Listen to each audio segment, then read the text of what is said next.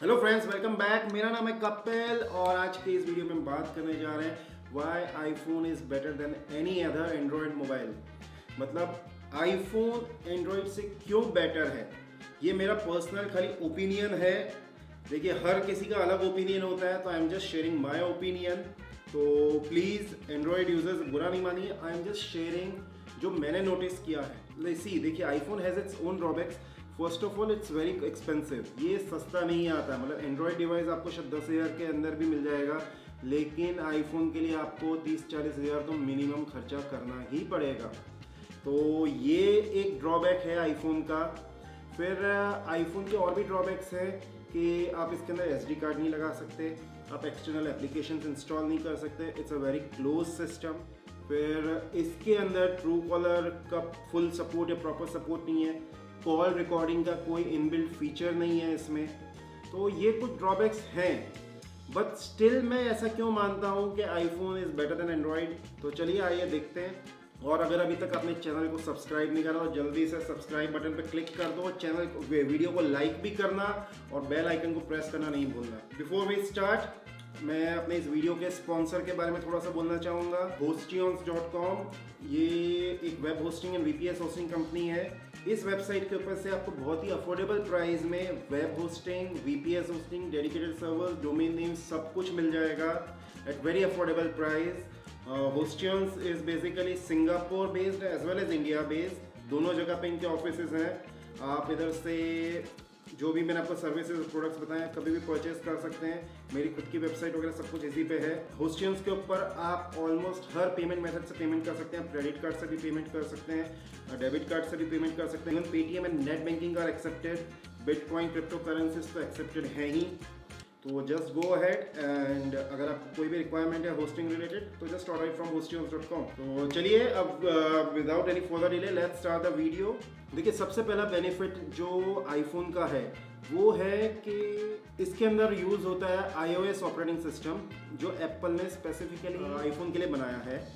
और iOS is a closed operating system, मतलब उसका सोर्स कोड किसी के पास नहीं है और वो खाली आईफोन के ऊपर ही चलता है। लेकिन एंड्रॉयड क्या, इट्स अ ओपन सोर्स। तो उससे क्या हो जाता है कि उसका जो सोर्स कोड है वो it is available to everybody, it is open for all.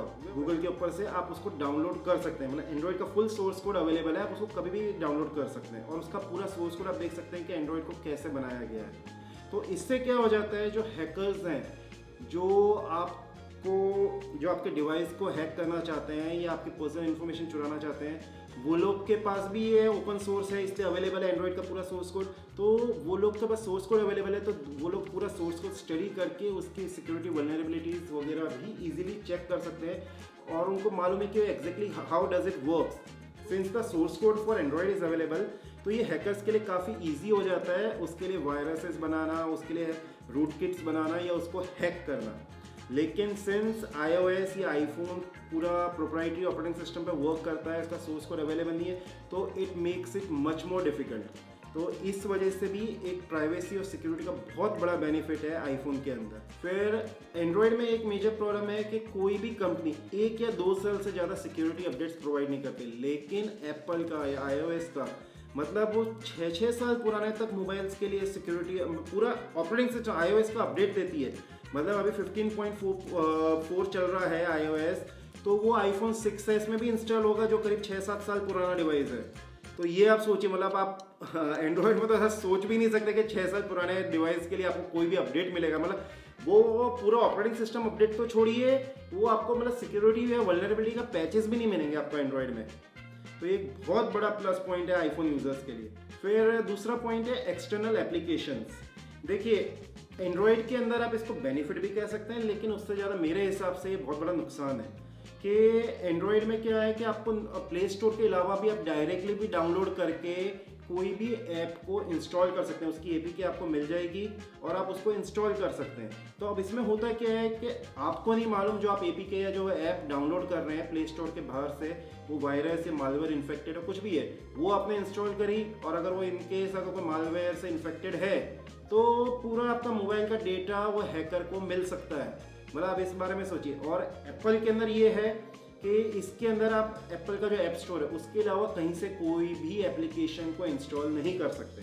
तो इससे सिक्योरिटी में बहुत बड़ा बेनिफिट मिलता है कि अगर इसके अंदर हम कुछ बाहर से इंस्टॉल ही नहीं कर सकते, इसके अंदर वायरस या मालवेयर कहाँ से आएगा। खाली आपको इसका iOS का ऑपरेटिंग सिस्टम को अप टू डेट रखना है, तो फिर आपका mobile it will be like और मैं 99% सेफ कहूँगा, 100% तो नहीं कह सकते क्योंकि 0 डे वल्नरेबिलिटी कभी भी आ सकती है। फिर थर्ड पॉइंट में कहूँगा मोर वेराइटी ऑफ ऐप्स और बेटर क्वालिटी ऐप्स। होता क्या है कि इसमें ऐसा है कि एप्पल का जो ऐप स्टोर की पॉलिसीज हैं दे आर वेरी स्ट्रिक्ट। मतलब उसके अंदर अगर आपने ऐप डाल भी दिया अप्रूवल के लिए तो it won't get approved easily. उसके लिए डेवलपर्स को they have to make very good quality apps, मतलब उसका यूआई भी अच्छा होना चाहिए, परफॉर्मेंस भी अच्छा होना चाहिए। उससे आपका मतलब वो ऐसी ऐप कभी इस तरीके की ऐप जो आपके मोबाइल को स्लो डाउन करे या मोबाइल में प्रॉब्लम क्रिएट करे, ऐसी ऐप को एप्पल कभी अप्रूव ही नहीं करेगा। और फिर प्लस ऐप स्टोर के अंदर इतना स्ट्रिक्ट जो चेकिंग होता है तो उसमें वायरस मालवेयर रिलेटेड कोई ऐप भी नहीं आ सकती। तो आप ऐप स्टोर में से कुछ भी डाउनलोड कर रहे हैं तो आपका मोबाइल होगा मतलब इन्फेक्ट नहीं होगा, और ऐप स्टोर के बाहर से आप कर नहीं सकते। अब ऐप स्टोर के बाहर से अगर आप कुछ डाउनलोड नहीं कर सकते तो इससे डेवलपर्स भी अट्रैक्ट होते हैं। इसलिए आप देखेंगे कोई भी अच्छी ऐप है ना वो पहले आईफोन में आती है, बाद में एंड्रॉयड पे। क्योंकि एंड्रॉयड में क्या है कि एक्सटर्नल एप्लीकेशन हम इंस्टॉल कर डायरेक्ट डाउनलोड करके इंस्टॉल कर सकते हैं। प्ले स्टोर मतलब डायरेक्ट किसी भी वेबसाइट पे गए और एपीके डाउनलोड करी and we can install it. तो अब इससे क्या वजह से पायरेसी बहुत होती है, तो पायरेसी होती है तो इसलिए डेवलपर्स को एंड्रॉयड में इतना ज़्यादा इंटरेस्ट नहीं है कंपेयर टू iOS। क्योंकि iOS में उनको पता है जो पेड ऐप है उसके अंदर उनको पैसा मिलना ही मिलना है। लेकिन प्ले स्टोर में क्या उन्होंने ऐप तो डाल दी, लेकिन उसमें से कितने ही लोग प्ले स्टोर के बाहर से मतलब डायरेक्ट एपीके डाउनलोड करेंगे और पायरेसी करेंगे। और पायरेसी करने में उनका यही है बात कि मतलब वो डेवलपर्स को पैसा नहीं मिला, तो so there is no benefit for developers. मतलब कि आप कह सकते हैं कंपेरेटिवली लेस बेनिफिट है। और दूसरी चीज़ प्ले स्टोर का रूल्स इतने ज़्यादा स्ट्रिक्ट नहीं है। उसके अंदर कई बीच में ऐसा बहुत सारे इंसिडेंट्स भी हुए जिसमें malware infected virus infected apps भी थी। आपने बीच में सुना होगा, ये आई थिंक 1-1.5 साल पुरानी बात है, बहुत न्यूज़ में उछला था ये चीज़। तो ये भी एक मेजर प्रॉब्लम है सिक्योरिटी वाइज। मतलब वही जो पहला पॉइंट था मेरा उसी के ऊपर आ गया वापस। तो एक्सटर्नल एप्लीकेशंस की वजह से ये बहुत बड़ा ड्रॉबैक है। फिर बेटर परफॉर्मेंस, आपको आईफोन में हरदम ही बेटर परफॉर्मेंस मिलेगा compare to an Android device. मतलब इसके अंदर होता क्या है कि आईफोन का जो हार्डवेयर है पूरा का पूरा एप्पल ने खुद ने बनाया है, इसका ऑपरेटिंग सिस्टम भी एप्पल ने बनाया है, तो इस वजह से उनका इंटीग्रेशन बहुत अच्छा है। तो इंटीग्रेशन अच्छा है तो उन्होंने मतलब सारी चीज़ों को इतना मतलब जो इनका ऑपरेटिंग सिस्टम उसको इतना अच्छा ऑप्टिमाइज करा है कि अगर आप किसी पुराने आईफोन को भी नए एंड्रॉयड से कंपेयर करेंगे, मतलब 2 साल पुराना आईफोन भी अगर आप ले लेते हैं और उसको नए एंड्रॉयड से कंपेयर करेंगे, मतलब परफॉर्मेंस चेक करेंगे, तो मोस्ट लाइकली आपको आईफोन का ही परफॉर्मेंस अच्छा मिलेगा। इवन ये होता है कि अगर आईफोन में आपके खाली 3 GB या 4 GB रैम है, लेकिन अगर उसके सामने आप किसी 8 GB रैम वाले एंड्रॉयड मोबाइल से में भी अगर गीक बेंच वगैरह रन करेंगे तो आपको आईफोन में ही अच्छा परफॉर्मेंस मिलेगा। मतलब इसका हर हिसाब से मतलब परफॉर्मेंस वाइज तो बहुत बढ़िया, मतलब आईफोन के कोई कंपैरिजन ही नहीं है। मतलब फिर सिंपल टू यूज़ है और इवन टू अपग्रेड। मतलब इसमें क्या होता है कि आप आईफोन आपका भी 6s हो या 13 Pro Max हो, सभी के अंदर सेम iOS है। खाली ये है कि जो नए मोबाइल डिवाइसेस हैं उसके अंदर कुछ फीचर्स कम ज़्यादा हो जाते हैं जो हार्डवेयर डिपेंडेंट होते हैं, या जो ऐसे होते हैं जिनके CPU वगैरह के रिक्वायरमेंट ज़्यादा है, तो वो फीचर्स आपको नहीं होंगे अवेलेबल, लेकिन वो कम्प्लीटली डिसेबल होंगे। फिर 6s में जो पुराना डिवाइस है 6s 8+ कोई भी आप ले लीजिए, तो उसके अंदर वो फीचर्स डिसेबल होंगे। जैसे सपोज इसके अंदर फेस आईडी है 13 Pro Max में, लेकिन 8+ में या 6s में उन सब में फेस आईडी है नहीं, उसमें टच आईडी है, तो उसके अंदर वो टच आईडी का फीचर है। लेकिन अगर आप सपोज अभी आपके पास 8+ है और अगर आप अभी 13 Pro Max लेते हैं तो आपको यूज़ करने में कोई दिक्कत नहीं आएगी, क्योंकि सेम ऑपरेटिंग सिस्टम है दोनों में, सेम फीचर है, सेम फंक्शन है, आपको सारी चीज़ें मालूम है कौन सा फीचर कहाँ पे है।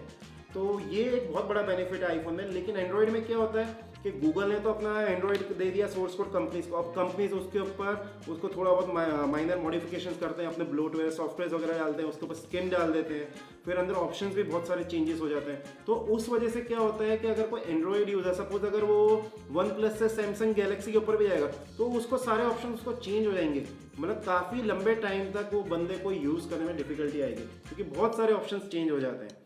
तो एंड्रॉयड में ये बहुत बड़ा ड्रॉबैक है। लेकिन आईफोन यूजर्स का ये है कि वो इसीलिए ये होता है यूजुअली, अगर आईफोन को ये बंदा एक बार यूज़ कर लेता है तो वो फिर आईफोन को यूजुअली छोड़ता नहीं है जल्दी से। फिर एप्पल इकोसिस्टम देखिए, अगर आपके पास एप्पल के अलग अलग डिवाइसेस हैं लाइक आईफोन, आईपैड, फिर एयरपॉड्स, मैक, इस तरीके के अगर सारे मल्टीपल डिवाइसेस हैं तो एप्पल का इकोसिस्टम बहुत जोरदार है। उसका एक अलग सेपरेट वीडियो वैसे मैंने बनाया हुआ, तो उसका आई बटन पे भी दे दूंगा और डिस्क्रिप्शन में भी लिंक दे दूंगा। लेकिन इसके अंदर क्या होता है कि इसके अंदर इतने अच्छे अच्छे फीचर्स हैं। लाइक अभी सबसे लेटेस्ट फीचर है यूनिवर्सल कंट्रोल।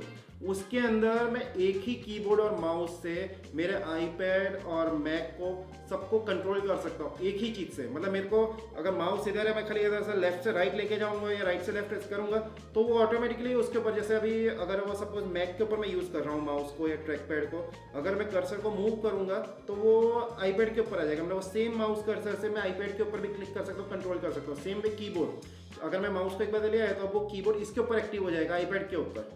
तो ये यूनिवर्सल कंट्रोल लेटेस्ट फीचर है जिसको आज तक कोई नहीं लेके आया। फिर अगर सपोज एयरपोर्ट को ले लीजिए, एयरपोर्ट्स ऐसे हैं कि मैंने एक बार एयरपोर्ट लगा लिए, अभी मैं अगर आईपैड यूज़ कर रहा हूँ तो वो मेरा आईपैड पे चल रहा है। फिर अगर मैं मोबाइल उठाऊंगा तो वो मेरे मोबाइल के ऊपर ऑटोमेटिकली स्विच हो जाएंगे। मैं मैक पे बैठूंगा तो ऑटोमेटिकली मेरे मैक के ऊपर स्विच हो जाएगा।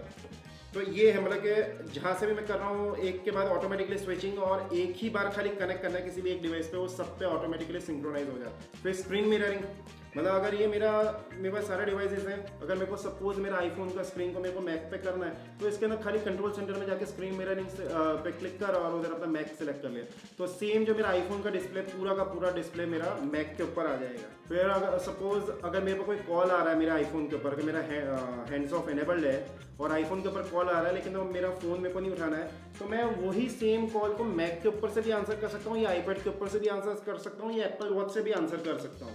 इस तरीके के और बहुत सारे बेनिफिट्स हैं। मैंने जैसे आपको बताया, मैंने एप्पल इकोसिस्टम के ऊपर एक पूरा सेपरेट वीडियो बनाया, आप उसको जरूर देखिएगा तो उसमें आपको सारी चीज़ें डिटेल में मिल जाएंगी।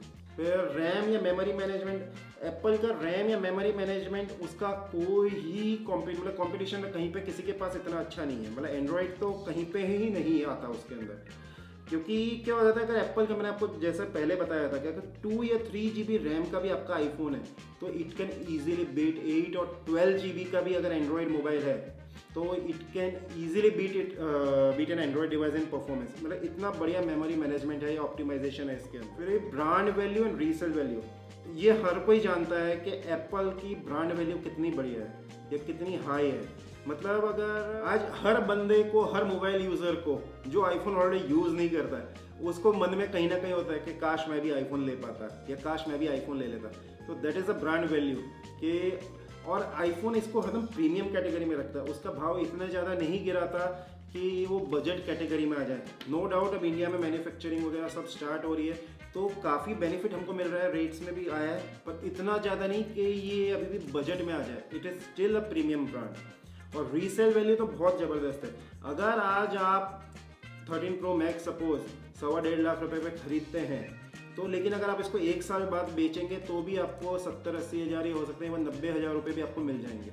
तो that is the resale value. इतनी रीसेल वैल्यू आपको एंड्रॉयड में कभी नहीं मिलेगी। मैंने बहुत सारे एंड्रॉयड डिवाइस यूज़ करे, सो आई नो दैट। फिर एप्पल ये प्रोवाइड लॉन्ग लास्टिंग डिवाइस। मतलब जैसे मैंने आपको पहले भी बताया कि इवन 6 साल पुराने डिवाइसेस के अंदर एप्पल सॉफ्टवेयर अपडेट्स दे रहा है, iOS अपडेट्स दे रहा है। तो आप सोचिए, मतलब 6 साल पुराने भी लोग यूज़ कर रहे हैं तभी एप्पल उसका सॉफ्टवेयर अपडेट बना रहा है ना। तो iOS अपडेट्स मतलब 6 साल पुराने डिवाइस के अंदर, तो इसका मतलब 6 साल भी बंदों का डिवाइस चल रहे हैं, मोबाइल चल रहे हैं। ये मैं मतलब दूसरों का खाली वीडियो देख के नहीं बता रहा हूँ, ये खाली आप जस्ट एक लॉजिकल पॉइंट है कि अगर अभी तक कंपनी अपडेट्स दे रही है तो इससे ही एक्चुअल ब्रांड वैल्यू भी बनती है। तो इसका ये एक बड़ा बेनिफिट है। अगर आप ऐसा चाहते हैं कि भाई एक बार मैंने पैसा लगा दिया फिर 2-5 साल मेरे को देखने की ज़रूरत नहीं है, तो आईफोन से अच्छा कोई डिवाइस नहीं है। हाँ, अगर आप चाहते हैं कि हर साल 2 साल में आपको डिवाइस बदलना है, then you can go for Android. क्योंकि एंड्रॉयड में आपको इतने लंबे अपडेट्स ही नहीं मिलेंगे। मतलब अगर फिर 2 साल के बाद एक बार अपडेट्स आने बंद हो गए तो फिर आपका मोबाइल वल्नरेबिलिटी के मतलब सिक्योरिटी प्रॉब्लम स्टार्ट हो जाएंगी। So that's all for this video. I hope you like the video. और अभी तक अगर आपने चैनल को सब्सक्राइब नहीं करा तो जल्दी से चैनल को सब्सक्राइब कर दो, वीडियो को लाइक कर दो और कमेंट्स में बताओ आपको वीडियो कैसा लगा और आप नेक्स्ट वीडियो किस तरीके का देखना चाहते हैं। Thank you, have a great day, bye bye.